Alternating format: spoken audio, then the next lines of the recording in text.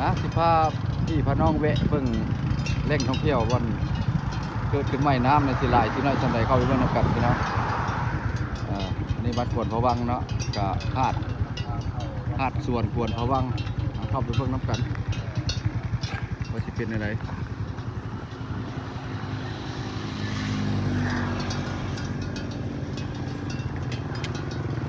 น้ำสิลดลงหรือว่าเรื่องอะไรบ่ท่องเที่ยวนะพี่น้องอย่าลืมจะพลาดเด้มาเบิ่งมาเที่ยวมาชมเนาะตัวนี้ก็เป็นบ้านหนึ่งอีกวันมีจุดผาแล้วก็มีบ่อนร้านอาหารกินดื่มพี่น้อง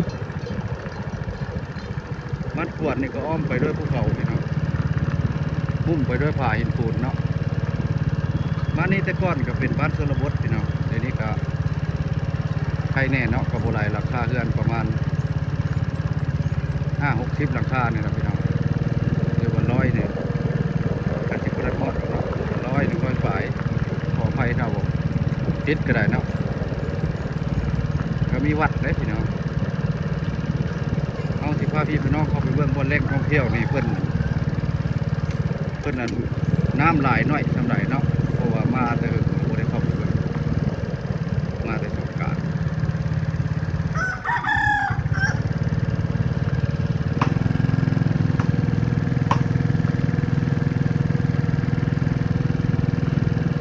ถ้าว่าเห็นคลิปเนาะอยากมาเที่ยวมาชมก็โอ้มาแวะชมเพราะว่าติดกับหน้าทางพี่น้อง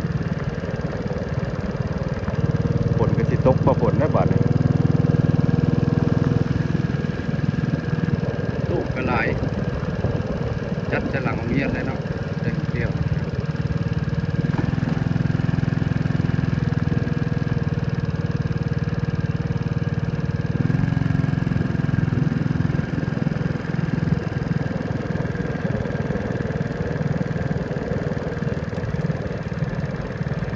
แขกส่วนมากก็โอ้ก็จะหลายไปเลยช่วงนี้เป็นมันทิศมันเสาร์จะหลายพี่น้องที่มีแขกอยู่นอกยังมีทั้งน้ำมีก็จะเดินได้มาแล้วเข้าไปเบิ่งเนาะ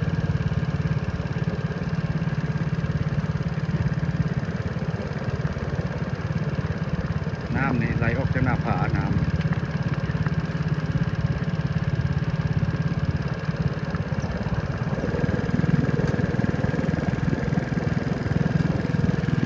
เละทุกอะไรพี่น้องโอ้น้ำลงเลยพี่น้องนะน้ำลงเลยสิบขุ่นนะ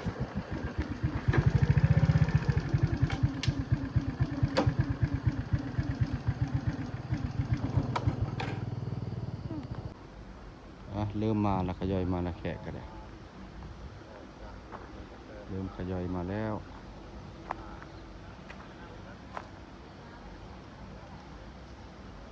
มาบ้านแรงบ้านเนาะแต่ว่าบ้านทอกนี่จักสิเข้าได้หรือบ่พี่น้องเพราะว่าบ้านทอกกายเท้าพลังวังสิขามเนาะแต่ว่าฝนสิตกแล้วนี่จานข้าพ้อยว่าเข้ายากว่าท่านเนาะมันค่ำละบืนยาก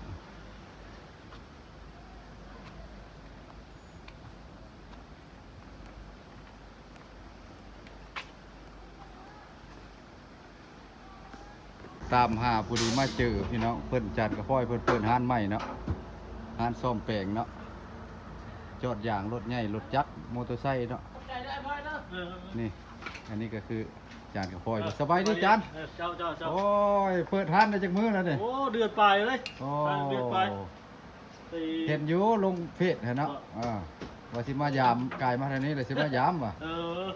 มาลินโอ้ดีแล้วผู้บ้านเป็นยังไงโอ้ฮานก็ไปอันกำลังอันนั้นเลยเนาะอันนี้อาจารย์คำพลอยเนาะบางคนก็สิฮู้เนาะคนในทั้งเป็นทั้งหมอลำนะพี่น้องมายามเพื่อกระแม่นวันนี้มาจากคุณน้ำความดิบแล้วมาเพื่อนบริการทั้งรถใหญ่รถน้อยเนาะถ่ายน้ำมุกน้ำมันเครื่องอันนี้ก็มาแวะฮานอันนี้ก็เป็นบ้านกวนพะวังพี่น้องบริเวณฮานเพื่อกระสันนี่แหละแขกไปเทมาก็ถือว่าแวะเนาะรถหัวรถเพเนาะอย่างหัวอย่างซอสก็มาแวะก็มีฮานกินดื่มและฮานเปิดฮานอย่างก็มีพี่น้อง พิ่นเปิดห้านแล้วเดี๋ยวนี้เนาะตอนนี้ก็ทางขึ้นสายทางเลขที่12พี่น้องโอ้น้ำลงแล้วลิ้นได้มาลิ้นได้มาลิ้นได้พี่น้องลงแล้วน้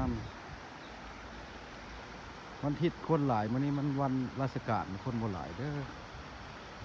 เดี๋ยวผมว่าแปลงมาถ่ายให้เบิ่ง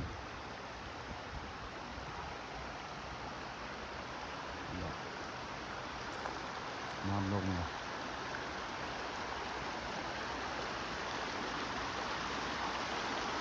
โอ้คนเอาอัน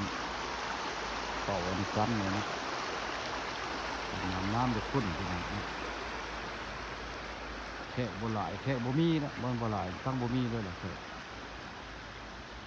ไอ้ห้านกับซ้ำนี่แหละพี่น้องห้านเห็นหลายอยู่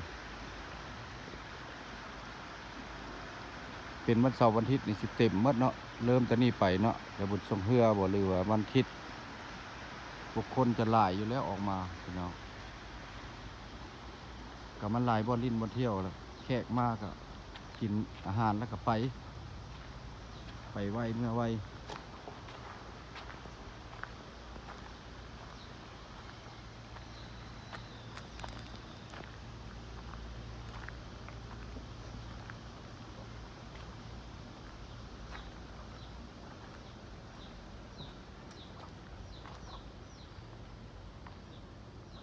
ตูบเนาะตูบบ้าน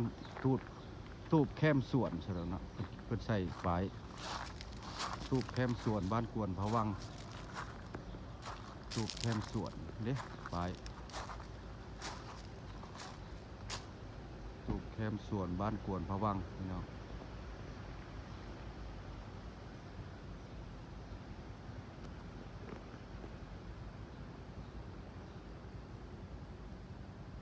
ลงหลายเติบน้ำขุ่นแต่ว่าผู้ดีเหมาะสมแก้กันกับมาเที่ยวมาส้มมาลิ้นเนาะติดเบ็ดก็ได้เลยแป้งเบ็ดนะ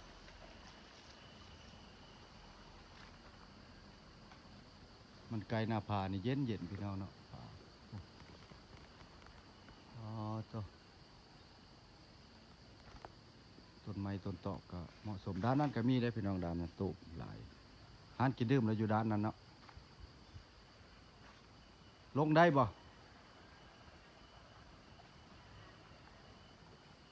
ลงได้อยู่บ่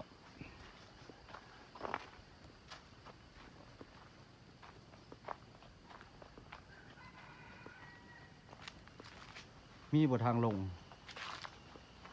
มันมีน้ำมันบกลงแล้วน้ำตัวมาน้ำบกลงแล้ว แต่เก่าแล้วน้ำเต็มที่ว่ามาลิ้นได้แล้วนี่นี่ มันมีคนมามันไม่แม่นวันเสาร์วันอาทิตย์ วันเสาร์วันอาทิตย์แล้วคนหลาย มีแต่พาพี่พี่น้องไปเบิ่งตัวนั้นตูบตัวนั้นตื้มเขาหรือว่าเข้าไปกินน้ำกินอย่างซื้อน้ำกินอยู่พุ่นโอ้จากมืดจังหน่อยเนาะมืดฝน มันไม่แม่นวันเสาร์วันอาทิตย์มันระบบ มาตูบแคมสวนกับซ้ำนี้แหละพี่น้องเนาะแขกโบหลายมื้อนี้คนก็สิตกห้ำเลยเนี่ยจำไว้กงให้นี่แหละพี่น้องเนี่ยผดังห้องคึมนะพอบ้านประส่วนกลับแล้วได้นี่กลับบ่แว่บ่ท่าพลังวังสิข้ามมา เข้ายังไม่ได้ เข้าบ่ทันได้เนาะโอ้ขี้ตมหลายโอ้มีแต่กลับบ้านเท่านั้นแหละท่านผู้ชมเนาะคลิปหน้าคลิปในจะไปหาบ่อนดีกว่านี้ให้เบิ่งเด้อพี่น้องเฮาคลิปนี้กับวิโลนี้ก็ขอปิดคลิปไว้เพียงซ้ำนี้พี่น้องไปก่อนพี่น้อง